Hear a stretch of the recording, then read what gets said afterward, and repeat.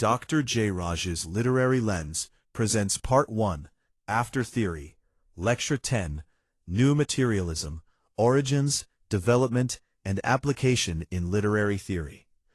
This lecture is prepared and presented by Dr. S. Joseph Arul Jairaj, former head and associate professor of English, St. Joseph's College, Autonomous, Tiruchirappalli, Tamil Nadu, India. Introduction. New materialism is a contemporary interdisciplinary theory that challenges traditional human-centered perspectives by emphasizing the active role of non-human matter in shaping social, environmental, and literary realities. Originating in the late 20th century in response to posthumanism and ecocriticism, it has evolved into a literary theory that examines how the material world, ranging from natural environments to everyday objects, interacts with human experience. This talk explores the origins of new materialism, its development as a literary framework, and its application to the analysis of literature, using Cormac McCarthy's The Road as an example. Theory: Origins of New Materialism. New materialism emerged in the 1990s and 2000s as scholars critiqued the limitations of humanism, which prioritized human agency and consciousness.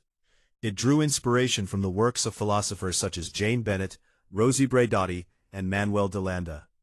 Bennett's concept of vibrant matter, 2010, posits that non-human entities like objects and natural phenomena possess their own vitality and influence. Braidotti, in the Posthuman, 2013, expanded on this by arguing that material conditions shape identity and agency, challenging rigid human nature binaries. These ideas were further enriched by DeLanda's 1,000 Years of Nonlinear History, 2002, which emphasized the dynamic interactions of material assemblages. New materialism also intersects with feminist theory and environmental science.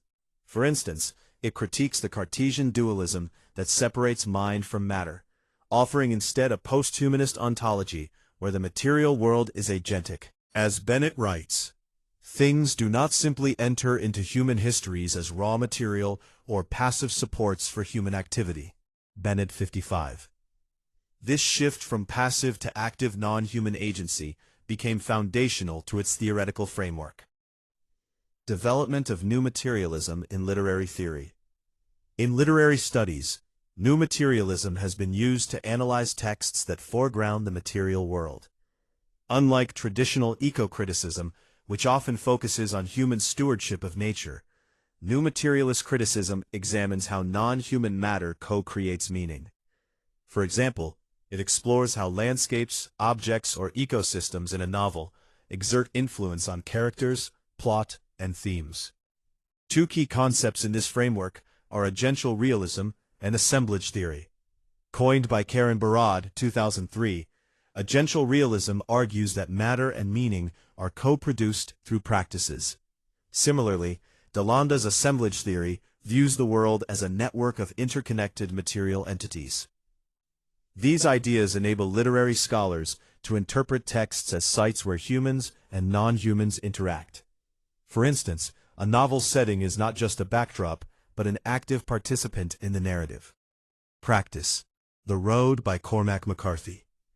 Cormac McCarthy's The Road, 2006, exemplifies how new materialism can be applied to literature.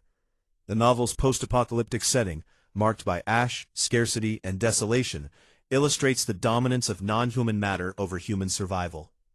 The ash, a recurring material presence, is not merely a symbol of destruction, but an agent that shapes the character's daily struggles. As Bennett notes, vibrant matter is vibrant with life. Bennett 3, and in The Road, the ash embodies this vitality. It invades the protagonist's world, choking their lungs, obscuring their vision, and eroding their sense of hope. The material environment becomes a character in its own right, exerting agency over the father and son's journey. Furthermore, the novel's depiction of assemblages, such as the boy's toy car or the burning buildings, highlights how objects carry emotional and narrative weight. These items are not passive; they become sites of memory, comfort, or trauma. For example, the father's act of burning a doll to keep the son warm underscores the precarious relationship between human desires and material resources. McCarthy, 123. Through such scenes, McCarthy's work aligns with new materialist principles, demonstrating how the material world actively co-shapes human experiences. Conclusion: New materialism offers a transformative lens for literary analysis, dismantling anthropocentric assumptions and revealing the vital role of non-human matter. By tracing its origins in philosophy and environmental thought, and illustrating its application in works like The Road, this talk highlights its significance in contemporary literary studies.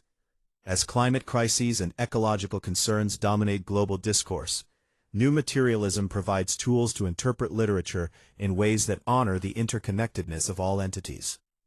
Future studies might expand this approach to other genres, such as speculative fiction or historical novels, further enriching its theoretical scope. Thus, this talk provides a simplified yet comprehensive overview of new materialism, suitable for students. It combines theoretical explanations with literary analysis, using clear examples and proper citations.